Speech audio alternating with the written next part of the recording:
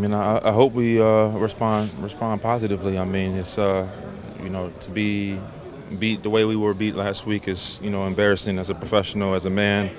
To have somebody do that to you on your home field is not a good taste, and we would like to atone for that this week. We had a good day practice yesterday, had a good day's work today, and that's the building blocks to good play on Sunday is preparation. Have you recalled that you guys have typically rebounded from blowouts before? Yeah, I mean, we went to Super Bowl. We went to New England and got blew out.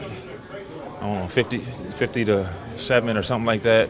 Came back the next week against Seattle and played pretty good. Won that game, to get ready for the playoffs. And things were pretty good after that. But I can't remember. Besides 12? We got beat up there pretty good. Seattle? Yeah, in Seattle. I can't remember the next game after that. But I mean, you have to bounce back.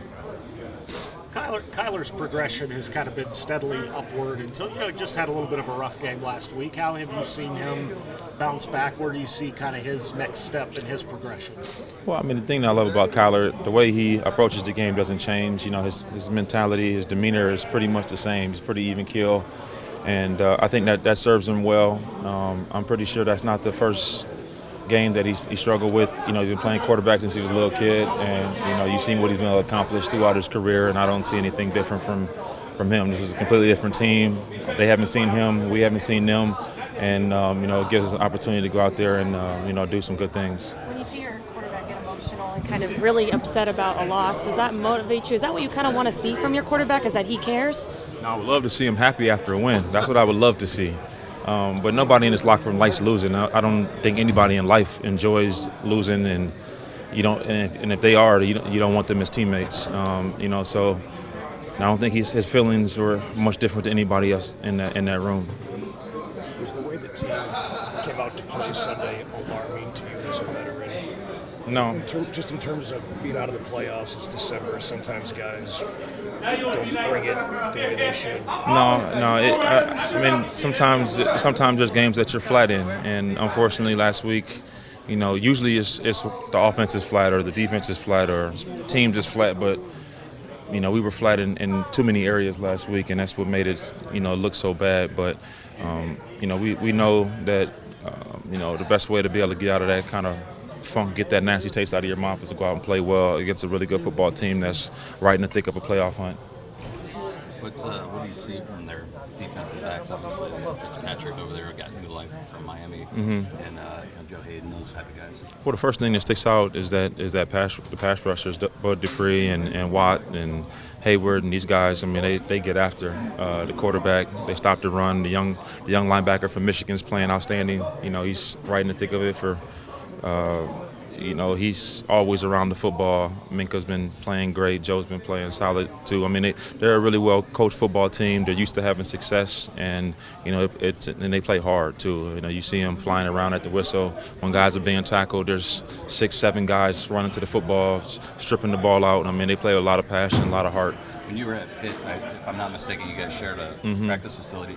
How much interaction was there with the Steelers, or does anything stick out if there was much interaction? Well, it was pretty much up to the player. You could have as little interaction as you want or as much. And every time I got an opportunity, I would go over there into the lunchroom and, usually before their practices, get a chance to talk to Hines and Plaxico and Tommy Maddox and Joey Porter and Troy Polamalu. I mean, you just named the guys. I was always trying to soak it up, the knowledge, because that had a lot to do when I was a ball boy for the Vikings. I was always inquisitive, and I was the same way with those guys. And they always treated me really, really well. I mean, Jerome Bettis, I'll never forget my freshman year. He knew it was getting cold, and him and Plaxico, they had a suite together, and he let my family use the suite, up there on Saturday during one of the games, and just that kind of stuff from those guys. They were always so kind to me and treated me very well. Bill Cowher was great. I mean, it was a fabulous organization. Mr. Rooney, I never forget having an awards banquet. I won an award with Mr. Rooney. He gave me this real cool tie. I used to sit down and have lunch with him from time to time. He was a really good man. Kevin Colbert, he held the stopwatch when I ran my 40. And he, I was nervous as heck, and I remember him sitting there and talking to me about just being calm, and he really calmed me down before I ran my 40 that year. So I mean, there was just so many people there that were so kind to me over in that Pittsburgh organization. I mean, even the sports information director, Bert Loudon, he was our assistant sports information director at Pitt and then took the head job at Pitt. I mean, so I mean, it's a lot of people over there that I know and love and familiar with. You mentioned that you'd like to see Kyler smile after a loss. Do you think he's already on to the next game, or is that just what he expects us to win? Well, you have to be that way in this league. I mean, you can't be worried about what happened last week. You have to be aware of what happened, the mistakes, the things that you need to improve on, but you can't be out there playing worrying about the mistakes that you made last week because the guy you're playing against doesn't give a damn about what you did last week. I mean, they're trying to stop you right now, and that's where your focus needs to be. Kyler.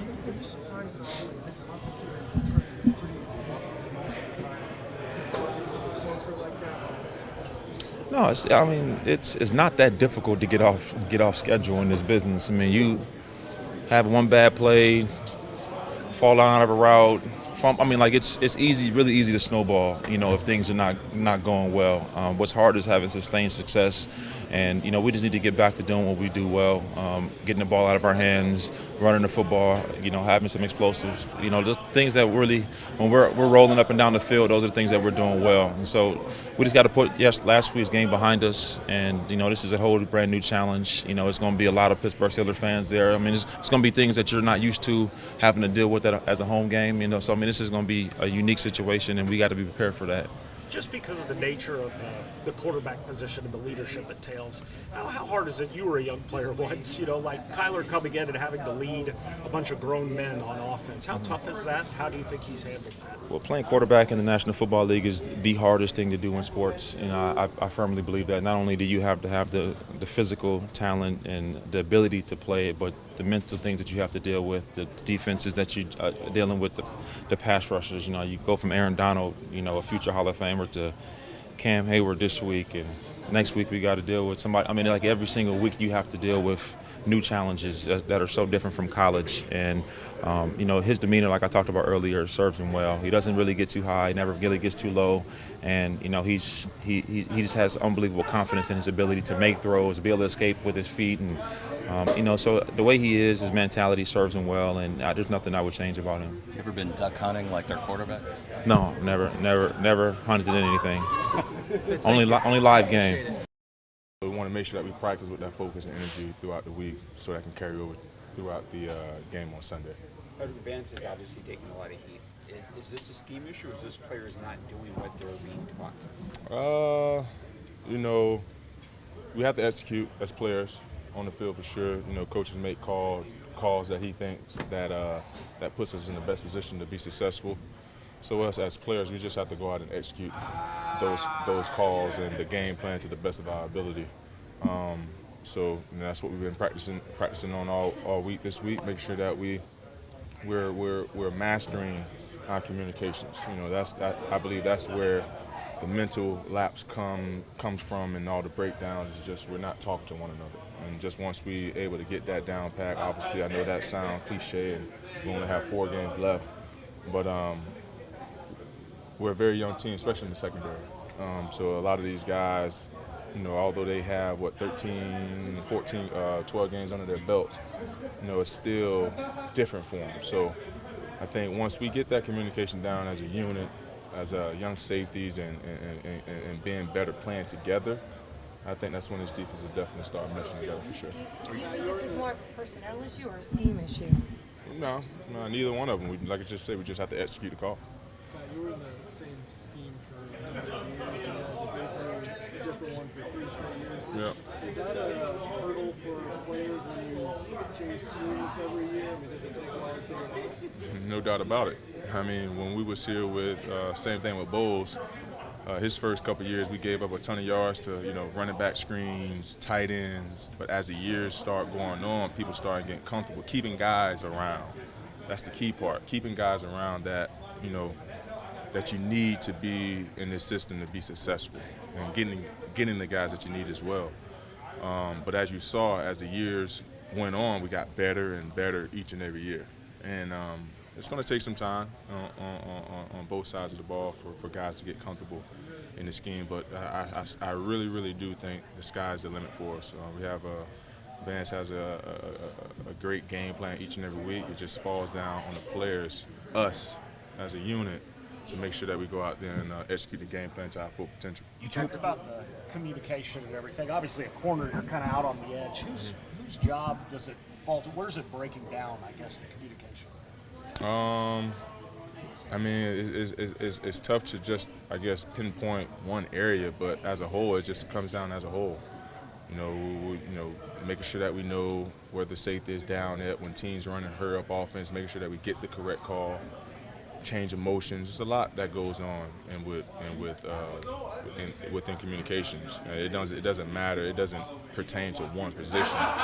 Everyone in this defense has to talk, and when you're not on the same page, bad things happen. So if we're able to communicate and be on the same accord each and every snap, giving that maximum focus, I think that's when we'll be able to say that we turned the corner. We haven't had a chance to talk to you after games the last few weeks. Have you just been frustrated and didn't want to? Not at all. I thought that you guys can interview on my availability. I take a shower, I get cleaned up, and I get out of there. I didn't know that I had to wait around to get interviewed. So. Patrick, what's the key to putting the pad being behind you, so to speak? Like, what do you have to do to just kind of get rid of that box? I mean, it's a new week, new game. We got 4 games left. It's a 4-game season now. A lot of guys won't be here next year. A lot of guys won't be here next year. So we have to make the best of this moment. So we can't dwell on the past. We just have to find a way to get better from our previous outing. And I believe we did that today. We had some great practices here the last 2 days.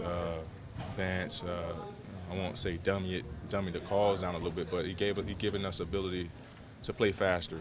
Just giving us 1 calls, not too many checks, just go out there and play football. Between the suspension, Patrick, and the Christian streak, you're kind of worried that this might become a lost season for you personally, because you don't seem to be as upbeat as you have been in the past since you arrived here in 2011. Just behind the 8 ball right now. I wish I could press the restart button, but I can't. So I have to find a way to move forward, find a way to continue to grind, and also, man, you got to understand as well. We won, I believe, I won 14 games in 3 seasons. Is that anything to be happy about? My point exactly. I mean, I'm not saying that that can be frustrating. But at the same time, I know with this team, what we have here, we've been in games this year. We had opportunities to win game versus last year where we were completely, I won't say outmatched, we just wasn't there. The last 3 games besides this last one, we literally lost on the last drive. So we're right there as a team, as a unit. We just have to find a way just to execute in those closing moments. And I believe that's what's setting us apart right now. But the thing that we can look forward I'm looking at it when BA first got here. It's the same way. We lost a bunch of close games. Couldn't find ways to win. A young team trying to find a way, had a young draft class that had to come in and play right away. Same scenario. So now that we're, Lord's willing that, we're here together, the secondary for the most part, because we're probably the youngest on the team. If we're here next year, it's definitely going to be a different outing, in my opinion. And I really truly believe the sky's the limit for us. We just have to find a way to buy into the system. Was the scheme too complex? You said that you kind of, it wasn't complex at all. It was just a lot of checks, a lot of moving parts, just a lot of communication that was keyed upon. And if you don't get certain communication, things can break down. So that's the only thing, just minimizing the checks, letting guys just line up and play football versus worrying about if the Y does this, if the X does that, checking to X, Y, and Z. Versus, just lining up. If he's here, we're just playing our camp rules defense to help us get us out of that play. would that help him? Has it been better if it's happened earlier in the season, you think? I mean, it's hard to say. It really is hard to say. I believe, like I said, his game plans has definitely been very, very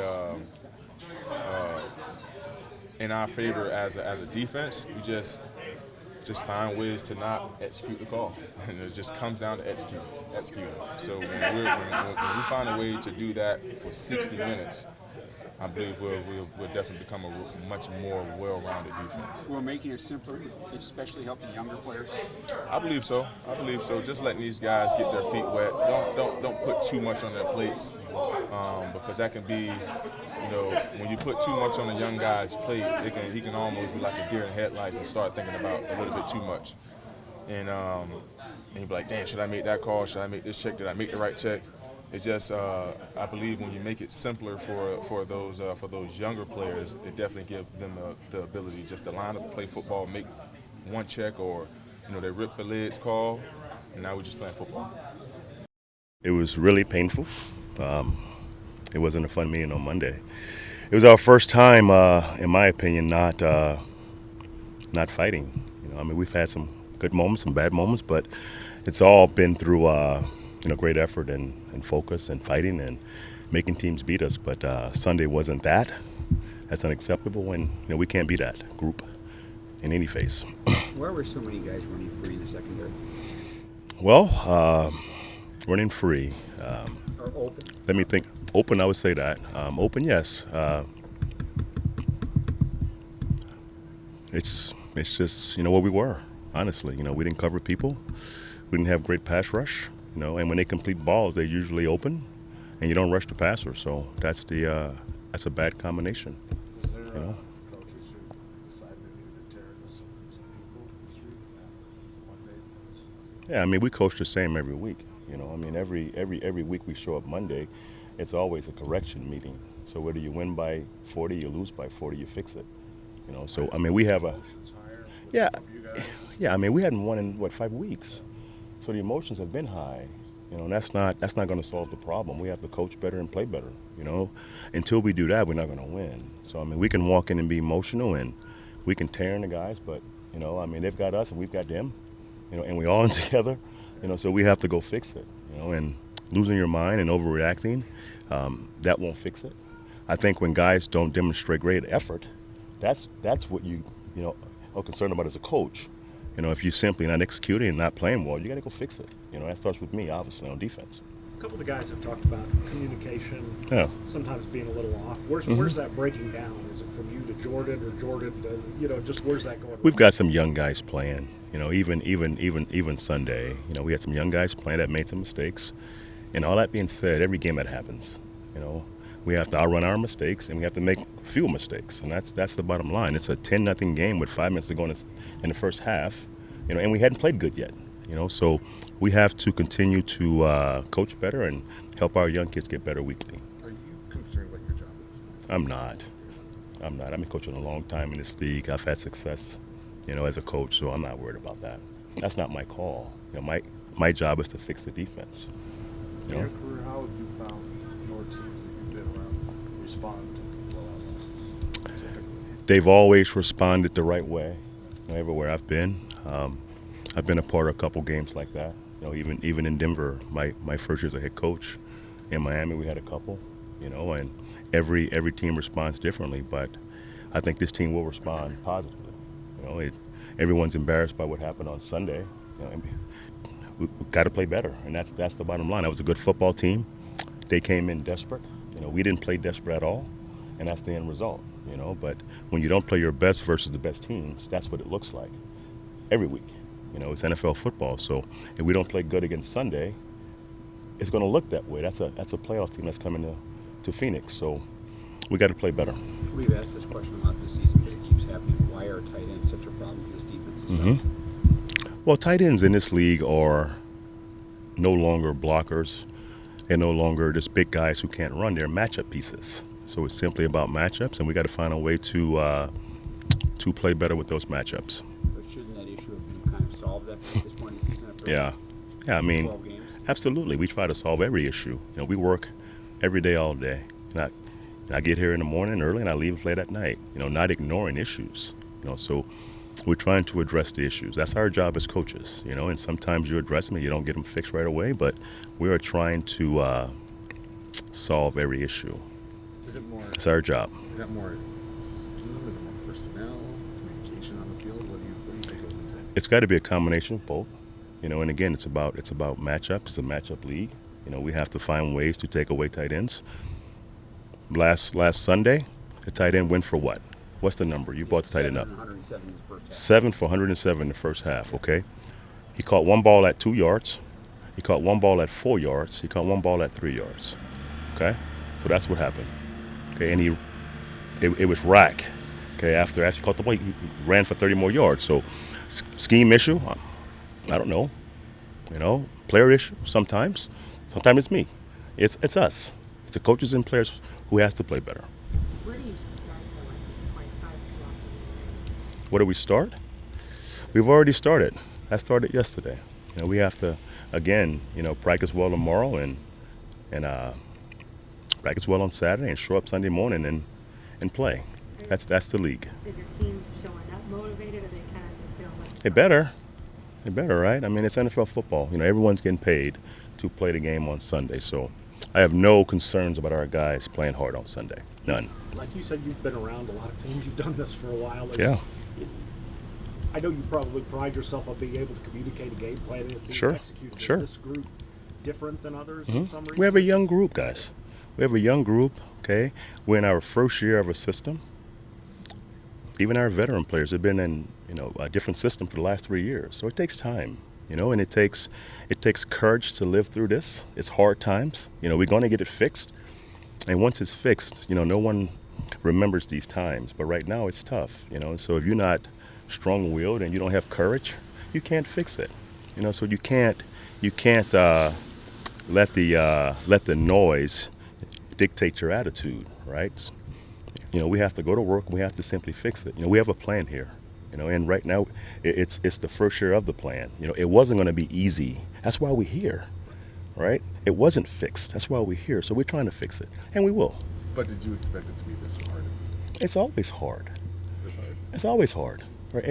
Every job I've had is hard. Denver was hard, right? Every job's hard, and we have to get it fixed, and we will. You talk about having a lot of young guys and going through those ups and downs, release and Tremaine, a couple more young guys need more playing time. Yeah. This is one of those situations where it's just going to get maybe a little harder before it gets better. While these guys It could. It's a process. It's a process, and experienced coaches understand that, right? It's not going to be pretty early on when you're playing young guys. It's a different system, So we have to live through this part. And again, it takes courage to live through this part and ignore the noise and to keep moving and keep pushing. That's where we are. Are you getting the leadership you need or want? Absolutely, we are. Okay, we've had one game where I thought our effort wasn't outstanding, and that was Sunday. Outside of that, guys, we've played the best teams toe to toe, right? Baltimore and San Fran twice. All those teams we've played, they're good football teams, right? So, we understand that it's going to be a process, and moving forward, okay, we're going to get it fixed, okay, and we're closer than everyone thinks. We are close, but it's hard to win NFL games each Sunday. What makes you believe you're closer than everybody else thinks? Because I watch the tape, right? And again, you watch a football game, it's sometimes really minor things that show up as major concerns. The tight end, right? That was a major question for you. He caught 3 balls for 7 yards. He ran off with it. We can fix that, okay? So I'm not worried about my scheme covering tight ends. Okay, so we can fix those things. So sometimes the public sees us as huge issues, okay? And for us, it's simple fixes. So again, it's hard times right now. Okay, we're all going through it. It takes courage to go through these times, okay? That's where we are, and it's going to get fixed. Is it nice that Cliff seems to be willing to go through the tough times with you? He's backed you a lot. Absolutely, yes. And I appreciate Coach for doing that. He knows how much we're working and how much we're trying to fix it weekly. When you took the job, what was your kind of long-term plan? How long did you expect the system to be implemented? How long did you expect it to take for the system to be implemented? I was hoping week 1, hoping week 2 or 3, and that's not realistic, but I was hoping for that. Son Reddick's going to need to be outside. Yeah. Well, his natural position in college was a pass rusher. Okay, we've tried him at inside backer, and he's been great. He's been open-minded. He's been positive, and it hadn't all been good for him. It's hard, when you've been an outside backer your whole life. Now you're playing off the ball, and you're seeing things from 3 different angles. Now as an outside backer, he can see it one way again. So I think his natural spot is as an outside rusher. We had to try him at inside backer for the team's future and his future. So we tried it. It did not work. Okay, now he's going to play Sam backer moving forward, and he's going to be a good one. But he's been positive. He's been great. He's smiled the whole time. He's he's really tough downs, but he hadn't stopped working for us. And right now he's comfortable playing Sam, and that's where he wants to be. How does he overcome being a little bit undersized for that position? I think the profile for outside backers has changed a little bit. It's a space position, especially to Sam. That's the dropper. That's the guy who rushes, on tight ends for the most part. So I think that part he's going to be fine. Obviously, he's not a prototypical outside backer, as far as length, but he has great burst. I've coached a lot of guys who don't have great length. I mean, Shaq Barrett's leading the league right now in sacks. He looks like Hassan. So we'll see how far he can go as an outside backer. What does moving a guy around that much do for his psyche? It hurts. It hurts when a guy walks into professional football and don't have a home, because you can't settle in.